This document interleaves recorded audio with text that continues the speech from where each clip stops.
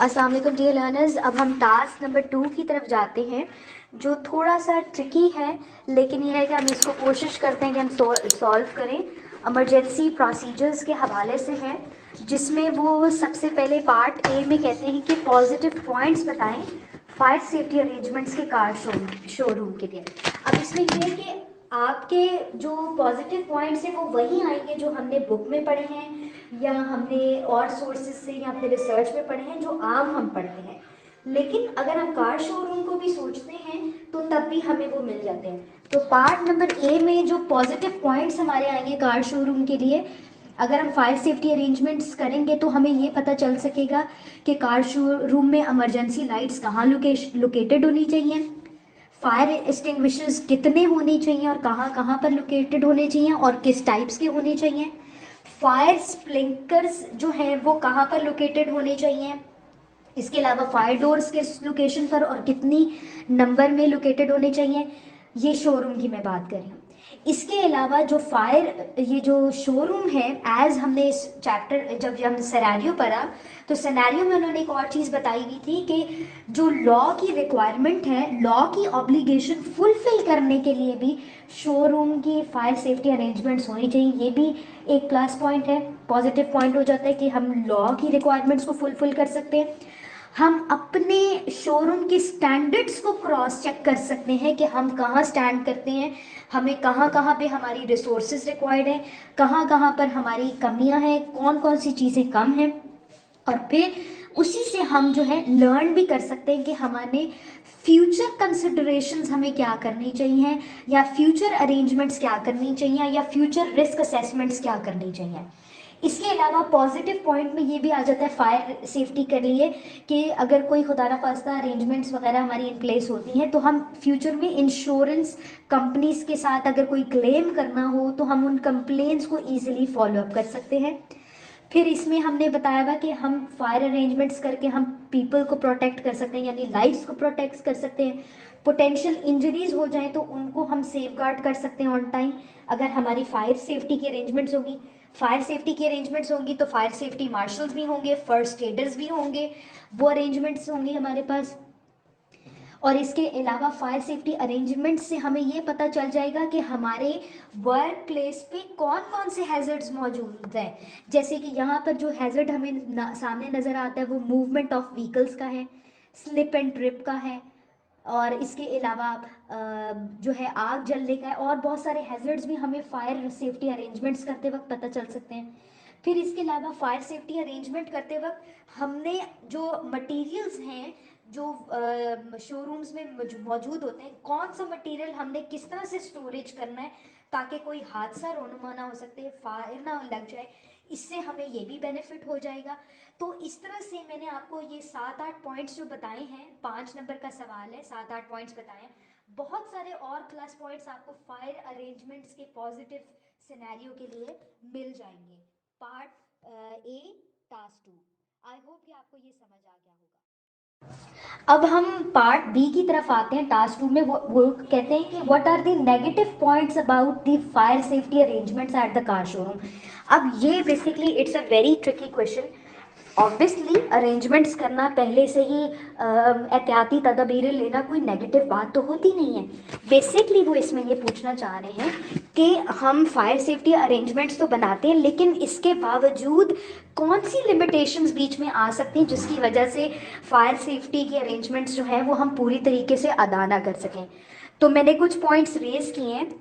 जैसे हो सकता है कि हमने कोई सिचुएशन जो है, जो इमरजेंसी प्रोसीजर में हमने ऐड नहीं की हुई, यानी कि कोई कॉन्टिजेंसी सिचुएशन हो जाती है, यानी कि अनफोर्सीन सिचुएशन हो जाती है, तो उसको हम शायद टैकल ना कर सकें। ये negative point fire safety arrangements का हो सकता है कि अरेंजमेंट होने के बावजूद कोई अनसीन सिचुएशन या बिल्कुल ही हमारे सोच से बढ़कर कोई सिचुएशन आ जाती है, हम उसको टैकल नहीं कर सकते।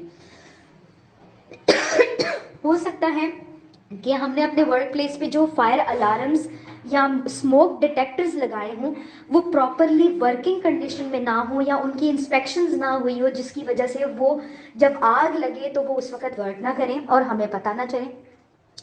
इसके अलावा हमें पता होना चाहिए कि ये जैसा कि शोरूम है, शोरूम में डस्ट भी मौजूद होती है, इलेक्ट्रिकल इक्विपमेंट्स भी मौजूद होते हैं, फ्लेमेबल इक्विपमेंट्स भी मौजूद होते हैं। तो सबसे पहले तो डस्ट को हम ले लेते हैं कि डस्ट अगर किसी जगह पे मौजूद होती है तो वहाँ पर बहुत ज़्यादा चांसेस होते हैं कि वहाँ पर एक्सप्लोजन्स हो सकें।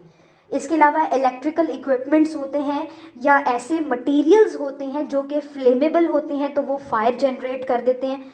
बाज़ दफ़ा इलेक्ट्रिकल इक्विपमेंट्स जो हैं ऐसी जगह पे मौजूद होते हैं जहाँ पे वो ओवरहीट हो जाते हैं। फ्यूल मौजूद होता है, पेट्रोल का इन्होंने जिक्र किया हुआ है कि गाड़ियां हैं उनके अंदर फ्यूल होता है। फ्यूल एक फ्लेमेबल चीज़ है, जैसे ही उसको इग्निशन मिलता है वो अफेक्ट कर सकता है। तो फायर अरेंजमेंट्स, सेफ्टी के अरेंजमेंट्स होने के बावजूद इस सिचुएशंस में अगर डस्ट ज़रूरत से ज़्यादा है, इलेक्ट्रिकल इक्विपमेंट्स ओवर हीट हो जाते हैं खुद ब खुद से, तो हो सकता है कि हमारे फायर सेफ्टी के अरेंजमेंट्स काम ना कर सकें। इसके अलावा ह्यूमन एरर हो सकता है कि ह्यूमंस प्रॉपर तरीके से रिएक्ट ना कर सकें।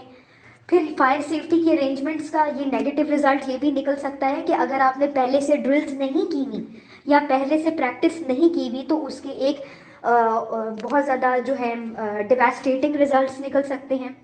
और इसके अलावा प्रॉपर इक्विपमेंट्स की इंस्पेक्शन और मेंटेनेंस नहीं हुई तब भी फायर सेफ्टी के अरेंजमेंट्स फेल हो सकती हैं। अगर कोई अपनी रोल्स एंड रिस्पॉन्सिबिलिटीज़ को वर्क प्लेस पे आग लगने की सिचुएशन में अदा नहीं करता तो तब भी फायर सेफ्टी अरेंजमेंट्स होने के बावजूद उसके नेगेटिव रिजल्ट्स निकल सकते हैं। तो बेसिकली वो आपसे ये पूछना चाह रहे हैं कि फायर सेफ्टी अरेंजमेंट्स के नेगेटिव पॉइंट्स इसलिए हैं कि हर जगह हर एक सिचुएशन में लिमिटेशंस मौजूद होती हैं और हम हर चीज़ को इनकाउंटर नहीं कर सकते हैं, तो जिसकी वजह से प्रॉब्लम होता है। अब आपको पता है कि शोरूम पे बहुत सारी चीज़ें होती हैं। इंजन होइस्ट होता है, यानी कि इंजन को उठाने के लिए जो इक्विपमेंट यूज़ होता है। व्हीकल लिफ्ट करने का इक्विपमेंट होता है। एयर कंप्रेसर्स होते हैं वहाँ पे। ऑयल ड्रेन्स होते हैं, बैटरी चार्जर्स होते हैं, जैक स्टैंड्स होते हैं, ब्रेक लेट्स होते हैं। इसके अलावा एसी मशीन्स होती हैं वहाँ पे, और भी बहुत सारे पेट्रोल होता है वहाँ पे मौजूद। गाड़ियों का अपना मटेरियल जो है, उनकी जो लिक्विड्स उसको साफ़ करने के लिए इस्तेमाल होते हैं। बाज़ दफ़ा उसके अंदर भी ऐसी चीज़ होती है जहाँ जिसकी वजह से आग लग जाती है। तो आप ये बता सकते हैं ये जो सारी चीज़ें जिनके मैंने नाम लिए हैं ये अपनी मर्ज़ी से बाज़ औक़ात एक्शन करना शुरू कर देते हैं या मेंटेन नहीं है या उनको क्लीन नहीं किया गया या उनके इर्द गिर्द ऐसी इक्विपमेंट या टूल या इग्निशन सोर्स मौजूद थी जिसकी वजह से आग लग गई। तो नोन या अनसीन सिचुएशंस की वजह से जो है फायर सेफ्टी के अरेंजमेंट्स जो है वो फेल कर सकती हैं। लेकिन इसका ये मतलब नहीं है, आप इसमें ये पॉइंट ऐड कर सकते हैं कि हम फायर सेफ्टी अरेंजमेंट्स को ना करें लिमिटेशंस होने के बावजूद। तो पार्ट बी जो है टास्क नंबर 2 का, आई होप कि आपको क्लियर हो गया होगा। अब डियर लर्नर्स हम पार्ट सी की तरफ से आते हैं। पार्ट सी उन्होंने जनरल सवाल किया है, why it is important to practise emergency procedures, क्यों इंपॉर्टेंट है। 5 नंबर्स का सवाल है। आप बहुत सारे पॉइंट्स इसमें लिख सकते हैं कि फैटेलिटीज़ को रोकने के लिए, इंजरीज़ को रोकने के लिए, हादसात को रोकने के लिए। इसके अलावा जो है कार्स को जो डैमेज ना हो। इसके अलावा शोरूम में जो और मशीनरी और इक्विपमेंट्स मौजूद हैं, टूल्स मौजूद हैं, उनका डैमेज ना हो, इसलिए इमरजेंसी प्रैक्टिसेस ज़रूरी हैं। टाइम को रिड्यूस करने के लिए कि अचानक सिचुएशन हो गई और आपको पता ही नहीं कि क्या करना है, टाइम को चेक करने के लिए, उसको सेव करने के लिए। हैज़र्डस सब्सटेंसेस से जो मज़ीद हादसे हो सकते हैं, कंबाइंड इफेक्ट्स हो सकते हैं, उससे बचने के लिए, लाइव्स को सेव करने के लिए, इन अफेक्टिवनेस को इनकाउंटर करने के लिए इमरजेंसी प्रोसीजर्स प्रैक्टिस किए जाते हैं। और इसके अलावा अलर्ट रहने के लिए, प्रिपेयर्ड रहने के लिए, वेल प्रिपेयर्ड रहने के लिए, और इन तमाम चीज़ों के लिए जिससे आपकी लाइफ सेव हो, आपके इक्विपमेंट्स, टूल्स, ऑफिसेज, यानी कि मैक्सिमम बचत हो सके, उसके लिए इमरजेंसी प्रोसीजर्स प्रैक्टिस किए जाते हैं। इंश्योरेंस कंपनीज को फ्यूचर में डील करने के लिए किए जाते हैं, इंश्योरेंस लेने के लिए। इसके अलावा जो है अपनी ऑर्गेनाइजेशन का एक अच्छा सोसाइटी में नाम रखने के लिए इमरजेंसी की प्रैक्टिसेस की जाती हैं। गवर्नमेंट को इन्फॉर्म करने की खातिर या लीगल लॉज को फुलफिल करने की खातिर ये प्रैक्टिसेस की जाती हैं। तो इस तरह से हमें ये प्लस पॉइंट मिल जाएंगे। अच्छा, एक चीज़ का ध्यान रहे कि ये जो पहले 2 पॉइंट्स हैं स्पेशली जो पहला जो ए पार्ट है उसमें आपने जो ऑर्गेनाइजेशन है, जो आपका जो है ये सिनेरियो है, इसको साथ साथ आपने ज़रूर रेफ़र करना है, ठीक है, ताकि आप अंडरस्टैंड कर सकें। पार्ट बी में जहां आपको लगता है कि सिनेरियो से आप पॉइंट्स बना सकते हैं, रेफ़र कर सकते हैं, तो उसको रेफ़र कर लीजिएगा। आई होप सो कि आपको पार्ट नंबर सी भी इसका क्लैरिफाई हो गया होगा।